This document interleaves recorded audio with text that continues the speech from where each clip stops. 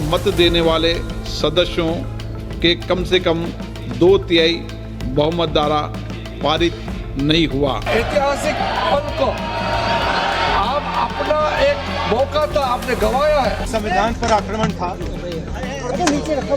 और इसको हमने हरा दिया है। देखा मोदी जी का चेहरा देखा। हमारे देश की लोकतंत्र के लिए, हमारे देश की अखंडता के लिए ये एक बहुत बड़ी जीत है। दक्षिण और उत्तर का झगड़ा कराने की कोशिश जो मोदी की थी, उसको नाकाम करने का काम इस बिल को गिरा करके विपक्ष ने किया। आज बात करेंगे एक ऐसे मुद्दे की जिसने संसद से लेकर सड़क तक सियासत को पूरी तरह से गरमा दिया है।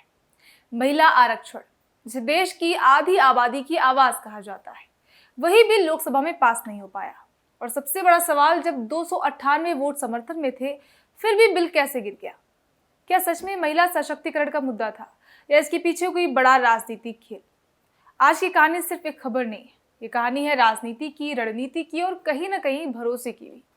क्या ये सिर्फ नंबर का खेल था या इसके पीछे कुछ और भी चल रहा था? और सबसे दिलचस्प बात, जब 2023 में ये महिला आरक्षण कानून बन चुका था, तो फिर 2026 में इतना ज्यादा हंगामा क्यों?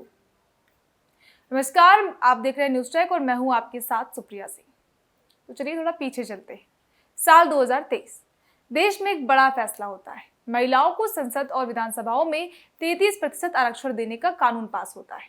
नाम दिया जाता है नारी शक्ति वंदन अधिनियम। देश भर में खुशी की लहर। सरकार कहती है कि ऐतिहासिक कदम है, लेकिन यहाँ एक छोटा सा ट्विस्ट था। कानून में लिखा था कि आरक्षण अभी लागू नहीं होगा। तो पहले क्या होगा? जनगणना, फिर परिसीमन, उसके बाद आरक्षण।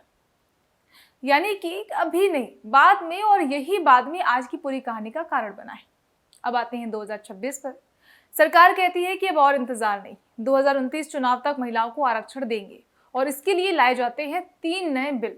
131वां संविधान संशोधन, परिसीमन बिल, केंद्र शासित प्रदेश संशोधन। अब यहाँ से कहानी इंटरेस्टिंग हो जाती है, क्योंकि ये सिर्फ आरक्षण नहीं था, ये पूरा सिस्टम बदलने की कोशिश थी। अब थोड़ा ध्यान से समझिए, सरकार का प्लान क्या है। लोकसभा की सीटें 543 से बढ़ाकर 850 तक की जा सकती हैं।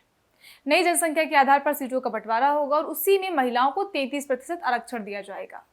पहली नजर में सुनने में अच्छा लगता है, लेकिन राजनीति में हर चीज का एक दूसरा पहलू भी होता है और यहीं से विपक्ष मैदान में उतरता है। लोकसभा में नेता प्रतिपक्ष राहुल गांधी सबसे पहले खड़े होते हैं और सीधे कहते हैं कि महिला आरक्षण बिल है ही नहीं। पूरा सदन चौंक जाता है। वो आगे कहते हैं महिला आरक्षण तो 2023 में पास हो चुका है। ये बिल देश की चुनावी नक्शा बदलने की कोशिश है। अब ये बहुत बड़ा आरोप था। राहुल गांधी का कहना था कि सरकार आरक्षण के नाम पर परिसीमन कराना चाहती है और इससे चुनावी गणित बदल जाएगा। उन्होंने ये भी कहा कि ये बिल SC, ST और OBC के खिलाफ जा सकता है, उनकी हिस्सेदारी कम हो सकती है। उनका एक और बड़ा आरोप था कि ये महिला सशक्तिकरण नहीं, सत्ता हासिल करने की रणनीति है। इसके बाद कांग्रेस के कई नेता खड़े होते हैं।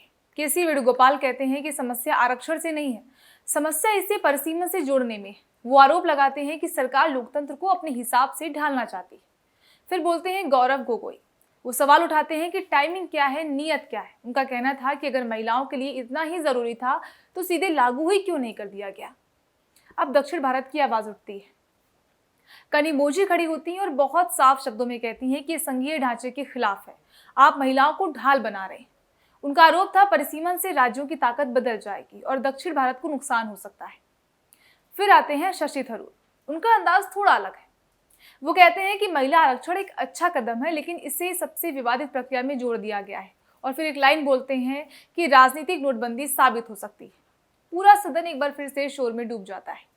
उधर समाजवादी पार्टी के नेता भी पीछे नहीं रहते हैं। अखिलेश यादव कहते हैं कि हमें महिला आरक्षण से कोई दिक्कत नहीं है, हमें परिसीमन से दिक्कत है। और फिर तंज कसते हैं कि आप लिख कर दे दें कि अगला प्रधानमंत्री महिला होगा, तब भी हम भरोसा नहीं करेंगे। अब सत्ता पक्ष की बारी आती है। गृह मंत्री अमित शाह खड़े होते हैं और सीधे हमला बोलते हैं।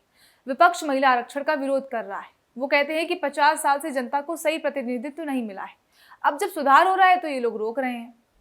फिर आते हैं प्रधानमंत्री नरेंद्र मोदी। उनका अंदाज भावनात्मक होता है।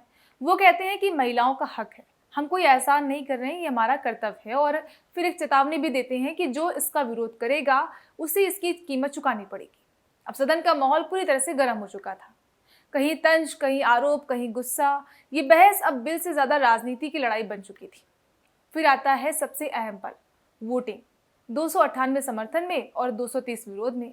लेकिन ये संविधान संशोधन था और इसके लिए चाहिए था 2/3 बहुमत, जो कि नहीं मिला और बिल गिर गया। बिल गिरते ही संसदीय कार्य मंत्री किरण रिजिजू घोषणा करते हैं कि बाकी के 2 बिल भी अब आगे नहीं बढ़ेंगे, यानी कि पूरा मामला जो है वो यहीं रुक गया। अब सवाल उठता है कि क्या ये सिर्फ नंबर की हार थी या इसके पीछे कुछ और था। अगर आप गौर करें तो 2023 में कानून पास, 2026 में अचानक एक्टिविटी और 2029 चुनाव करीब है, तो तस्वीर कहीं ना कहीं थोड़ी बहुत साफ ही होती है। ये सिर्फ महिला आरक्षण की कहानी तो है नहीं, ये चुनावी रणनीति की कहानी है, ये सत्ता और संतुलन की कहानी है, ये उत्तर बनाम दक्षिण की राजनीति की कहानी है। और सबसे बड़ा सवाल, क्या महिलाओं को उनका हक मिलेगा या ये मुद्दा भी राजनीति में उलझ कर रह जाएगा।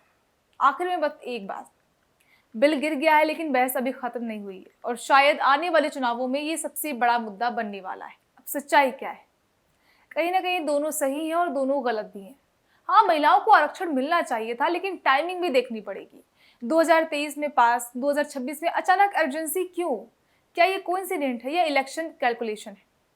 बिल गिर गया लेकिन मुद्दा खत्म नहीं हुआ। महिला आरक्षण अभी भी पेंडिंग है, राजनीति अभी भी जारी है। क्या ये महिलाओं के हक की लड़ाई, ये चुनाव का खेल है? कमेंट में जरूर बताइएगा आप किसके साथ हैं।